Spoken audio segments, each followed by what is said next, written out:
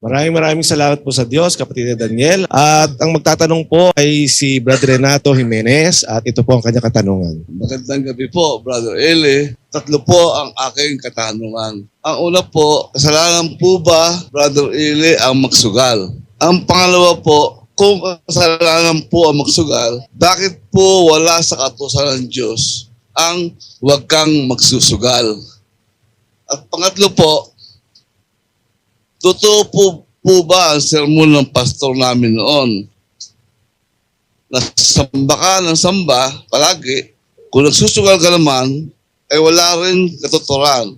O walang kwenta o baliwala ang iyong pagsamba. Kaya po ako natigil sa pagsamba dahil baliwala rin pala kung palagi kami nagsasamba at kung kami nagsusugal din. Maraming po salamat. Kapatid na Renato, pagkatingin ko nasa edad na rin kayo, pareho lang tayo, baka matanda ako sa inyo. Sa edad po nating ito, kailangan medyo gumagamit po tayo ng pag-iisip na mas malawa kaysa noong bata-bata pa tayo. Ganon. Ako kasi, nung ako'y tumandanan, marami akong naging konsiderasyon sa buhay na hindi ko pinapansin nung bata-bata ako eh. Meron po akong tiyuhin, sugarol. Siguro mga 3 yung tiyuhin kong sugarol. Como nung bata ako, nakikita ko sila nagbabara-baraha, may pulitana, may mga kabayong oros, kabayong kopas, may sotang bastos, etc. No? Ang tawag nila ron sa sugal nila, bicol. Yung pag tumama ka ng pulitana, doble. Pulitana ang tawag. Hindi ko alam eh. Basta't yun lang ang natatandaan ko. May bara-baraha sila, no? Ngayon, nakita ko kasi doon sa panahon na yon, yung aking mga tiyuhin, parang ang naging nila, sugal na lang ng sugal. Walang naipundar sa pamilya. Nung matanda na sila, yung mga anak napabayaan. Pagka nasubo sa sugal kasi, kahit maubos yung sweldo, kahit wala nang pambili ng bigas, naku, umaga, tanghali, hapon, nasa sugalan. Sabi ko, parang masama nung maging matanda na rin ako. Parang masama kung ako babalik ako sa panahon at ako may anak na ganong karami, 7, 8, 9, kahit 5 hindi ko isusugal. Gagastusin ko ng maayos, i-invest ko kung meron akong sobra. Para magsugal ako, ba't para ka nagtatapon ng pera? Kasi sa sugal, mas madalas na matalo ka kaysa sa manalo ka Minsan kang manalo, pag nanalo ka naman ng marami, hihingi naman ng balato yung mga miron. Para ka rin walang napanalunan. Ganun lang nakikita ko no? Actually, ako man kapatid, nung hindi pa po ako kaanib sa iglesia, mga edad 15, 16, nalulung din ako sa sugal. Ang klase ng sugal na kinalulungan ko, yung parang yung pinball ba tawag doon. Merong machine na ganun, na maglalagay ka ng taya, tapos may lalabas na bola. Pag napasuot mo lahat yung bola doon sa target, mahuhulog yung katakot-takot na barya. Siguro inaabot ako ng alas 4, madaling araw dun sa kata-target hanggang nauubos yung pera ko. No? Kumikita kasi ako noon, meron akong tindahan. 12 anyos pa lang, may tindahan na ako kumikita ako, hanggang 15 anyos ako, nagsusugal ako. Sabi ko, nung ako'y magkaisip na at lalo na nakabasa na ako ng Biblia, nag-aral na ako ng pagkaministro, sabi ko, kahit 5 ko, kung alam ko lang, hindi ko i-invest sa sugal. Kasi lumalabas, parang nai-interest mo pera na gusto mo matalo mo yung kasugal mo. Wala namang nagsugal na nanalangin muna sa Diyos. Diyos, sana po akong manalo yung aking kapwa dahil mahal ko sila. Ang utos kasi ng Diyos, ibigin mo ang iyong kapwa gaya ng iyong sarili. Kung mag-iisip ka, kung iniibig mo yung kapwa mo gaya ng sarili mo, gusto mo bang matalo? Ayaw mo. Gusto mo manalo. Kung iniibig mo yung kapwa mo gaya ng sarili mo, hindi mo hahangaring matalo mo rin siya dahil mawawala ng pagkain yung pamilya niya. Di ba ganon? Doon sa mga premises na yon, nag-iisip ako, hindi yata maganda ang sugal. Nakita ko sa karanasan, yung mga tiyuhin ko na mga sugarol, walang naiwang kabuhayan sa kanilang mga anak. At ayun, ang mga anak hanggang ngayon na hirap sa buhay. Sabi ko, bunga ito ng pagsusugal ng aking mga tiyuhin. Ang nanay ko po sugarol nung araw. Nung hindi pa po siya kaanib sa iglesia, sugarol ang nanay ko. Napakarami ko anak ipinatalo sa sugal. Gano'ng karami, nanay? Naku, isang truck na perang hapon natalo sa sugal. Sabi niya. Kasi nung araw kasi yung perang hapon, pag mamimili ka ng halimbawa, mamimili ka sa palengke, dapat may dala ka isang bayong na perang hapon. Kasi ang isang nyog, 50,000. Oh, ang isang nyog na maliit, 50,000 nung araw, nung panahon ng hapon. Merong hanap buhay ang tatay ko noong panahon ng hapon. Siya ang manager nung Vitamin Bakery na nagsusupply ng tinapay sa PGH at saka sa San Lazaro. Kaya napakaraming pera ng nanay ko noon. Ang pera ng nanay ko nung panahon ng hapon, sako-sakong ano. Kung kukwentahin mo anak yung naipatalo ko sa sugal, sabi niya, baka isang truck ng perang hapon. Ibig sabihin, galing kami kasi sa lahing sugarol. Ang nanay ko, sugarol.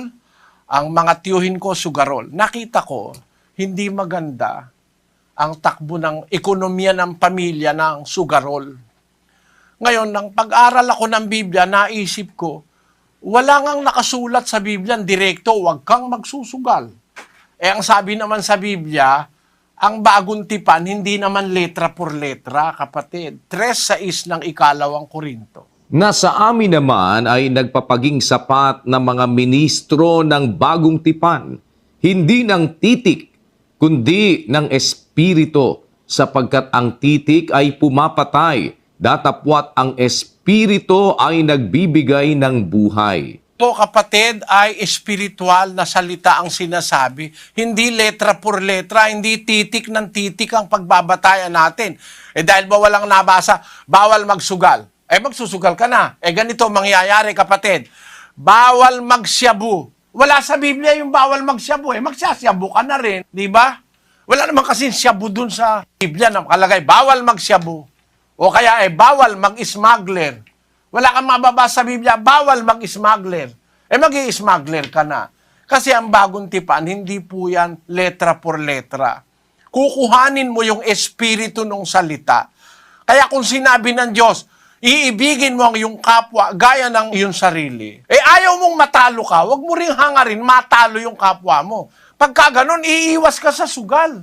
Di ba? Halimbawa, ayaw mo kapatid na ikaw sinasampal, wag ka ring mananampal. Tawag dun sa atin Nag-aaral ako sa eskwela yun ang golden rule 7:12 ng Mateo. Basahin po natin. Kaya nga, lahat ng mga bagay na ibig ninyong sa inyo'y gawin ng mga tao, gawin naman ninyo ang gayon sa kanila, sapagkat ito ang sa kautusan at ang mga propeta. Lahat ng bagay na ibig ninyong gawin sa inyo ng mga tao, gawin naman ninyo sa kanila, sabi ng Panginoon. Do unto others what you would like others to do unto you. Kaya ganun ang pagmamahal sa kapwa Ayaw mong masasampal, huwag kang mananampal.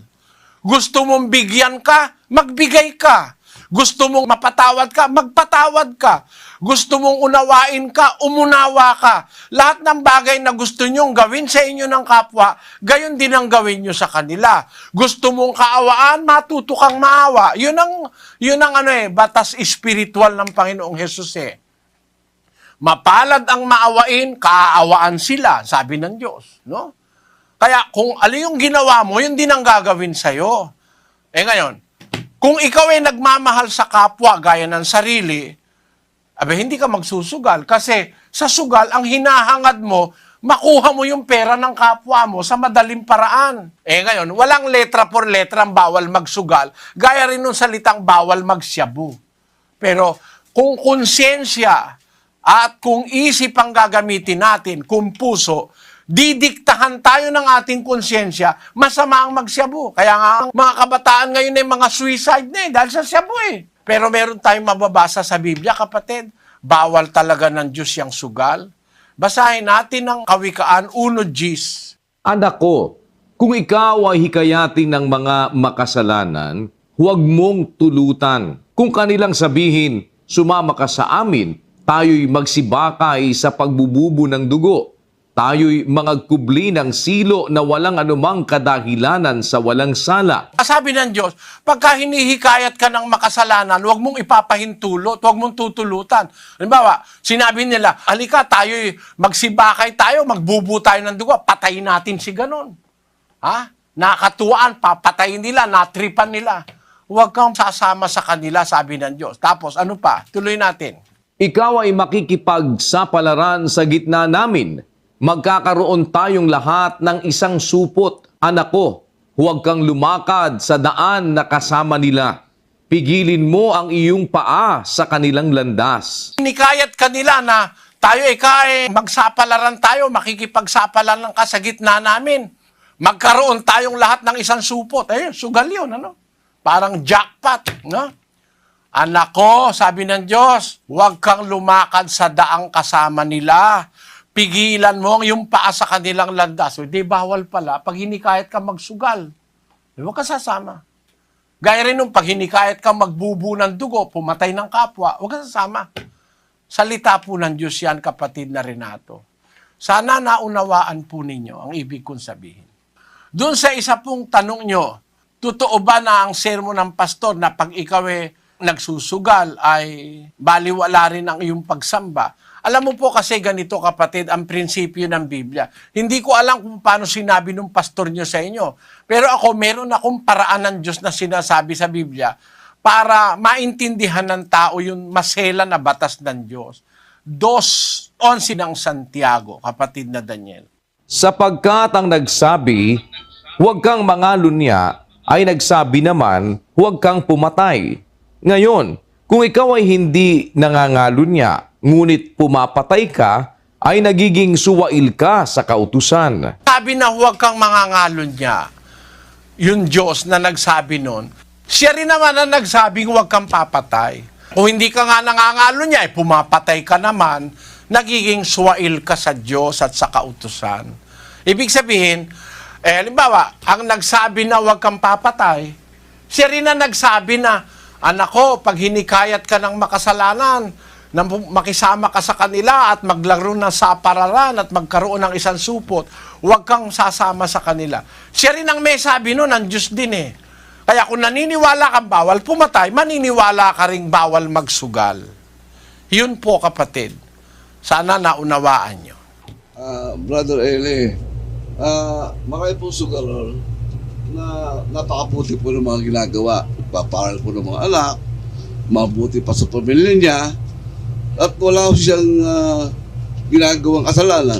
Ang isang pastor, gumawa po ng kasalanan, makasalanan pa rin.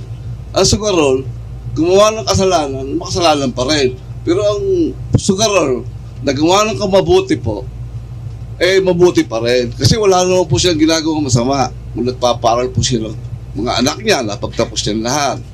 Kung siya po ay libangan lang po niya magsugal para yung mga kasama niya maglibang-libang sila tulad ng mga pare. Alam po ninyo, ang mga sugarol ay napakarami po natutulungan. Sa buong daigdig po, napakarami po yung bilang ng sugarol na nakakatulong po. Para sa mga charity, pag nananalo po yan, yung mga nangihingi po ng gamot, binibigyan po, yung mga nambabalato na walang pagkain, nang bibigay po sila lahat. Hindi naman po lahat ng sugarol ay gumagawa ng masama. Miski na po hindi sugarol, kahit po siya pastor, kahit po siya isang teacher, gumawa po siya ng masama, masama pa rin siya. Pero ang sugarol po, pag gumawa sa masama, masama pa rin. Pero po ang sugarol, ay gumawa po ng lahat ng kabutihan, palagi ko napakabuti niya sa paningin ng Panginoon. At siya, ang Panginoon ay ngingiti sa kanya.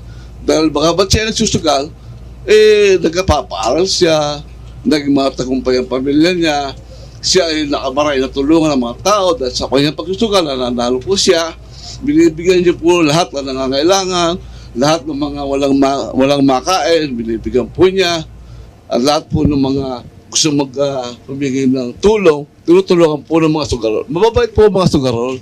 Meron po salbahe, meron po mababait. Kaya hindi po lahat naman, makasalanan. Kasi wala po nga po sa Biblia. Kaya po sinabi sa Biblia, huwag kang magsusugal. Hindi po masama ang magsugal. Ang masama, yung mga bawal po sa kanya, pastor. Hinahangad mo ang kanyang mga kayamanan ng ibang tao. Talagang masama po yun. Miski na po hindi sugarol, miski po pastor, masama pa rin po kung maghahangad ka ng kayamanan yung kapwa. Huwag ka magnanakaw. Miski na po hindi sugarol, pag nagnakaw, masama din po. Pero po, ang sugarol po, wala po nilalabag sa kautusan ng Diyos. Sabi sa Biblia, ang nagsabi nung huwag kang papatay, yun din ang nagsabi na huwag kang mangangalon niya. Ang ibig lang sabihin, pagka gusto mong maging kalugod-lugod sa Diyos, sundin mo yung sinabi niya sa buo. Basahin natin ang 2:10 ng Santiago, kapatid na Daniel. Sapagkat ang sinumang gumaganap ng buong kautusan at gayon may tumitisod sa isa ay nagiging makasalanan sa lahat. Yun. Ang sinumang gumaganap, sino man, kahit sino, kahit ako, kahit sino pa, gumaganap ako ng buong kautusan, tinitisod ko naman yung isa, ayaw kong tanggapin yung isa, nagiging makasalanan ka sa lahat, ang sabi ng mga apostol. Kaya ang kailangan sa atin, mas matupad natin buo yung kalooban ng Diyos. Walang labis, walang kulang, walang dagdag, walang bawas. Nasa 3 yan ng Santiago, kapatid na Daniel. Sa Kapitulo 3 at versikulo 2 ng Santiago. Sapagkat sa maraming mga bagay, tayong lahat ay nangatitisod. Kung ang sino man ay hindi natitisod sa salita, ay isang taong sakdal ang gayon. May kaya rin namang makapigil ng buong katawan. Ang salita ng Diyos, hindi dapat kinatitisuran yun ng tao Dapat ang salita ng Diyos, tinatanggap, hindi tinitisod. Na parang meron kang salita ng Diyos na hindi mo matanggap. No? Ang mga Kristiyano po, kapatid, nagsilbing halimbawa na para tularan natin sa ating panahon. Wala pong Kristiyanong sugarol. Walang nakarecord sa Biblia na Kristiyano sumunod kay Kristo na sugarol. Meron pong nakasulat sa Biblia na Kristiyano manggagawa ng tolda. Kagaya ni Pablo, si Prisca, si Aquila, ang hanap buhay nila manggagawa ng tolda. Merong mga Kristiyano noong araw na mga magbubukid. Merong mga Kristiyano, ang kanilang profesyon na nasulat sa Biblia, kagaya ni Lucas, doktor si Lucas. Pero hindi sila, wala kang mababasa sa Bibliang nakarecord na sila ay nagsugal.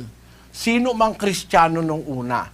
Ngayon, ganito lang naman kasi yon, kapatid na Renato. No? Kung tayo ay mayroong ganap na pananampalataya sa Diyos, kung ang obserbasyon nyo, ang sugal ay hindi nakakasama, kalayaan nyo po yun. Pero ako, personally, ang obserbasyon ko, wala akong nakitang mabuti sa sugal. Wala akong nakitang mabuti sa sugal. We are all entitled to our own opinion. Pero, sa aking opinion, wala akong nakitang mabuti sa sugal. Napakarami kong alam na pamilya, na ang mga padre di pamilya ay nalungi sa sugal, na ang pamilya napabayaan. May kilala ako sa Guagua napakasugarol. Yung pamilya, napabayaan. Sa Pasay, napakarami. Yung mga tiyuhin ko nga mismo, hindi na tayo lalayo Napabayaan ng pamilya. Hanggang ngayon, gumagapang sa hirap ang mga anak. Mga pinsang buo ko, no? Dahil ang mga magulang naging sugarol. Kaya kung sa inyo, ang paniniwala nyo, nakakabuti para sa inyo yung sugal, napakabihira po nung ganon, kapatid. Ang mas marami, ang napapasama dahil sa sugal, kung kukuha tayo ng statistics, nasa nasa internet yan At nasa mga ulat yan ng survey. Ang mga taong nalulung sa sugal, kuminsan natututong magnakaw, natututong mandaya sa pamilya, natututong mandaya sa propesyon. Kung masa gobyerno, natututong magkurap dahil sa sugal. Kaya, hindi nyo po masasabi generally na mabuti ang sugal. Generally, sa karanasan, sa survey, at sa iba't ibang impormasyon na ngayon ay makikita natin, ang sugal ay nakasasama. Yun po, at magandang gabi po sa inyo dyan, mga taga-Bataan.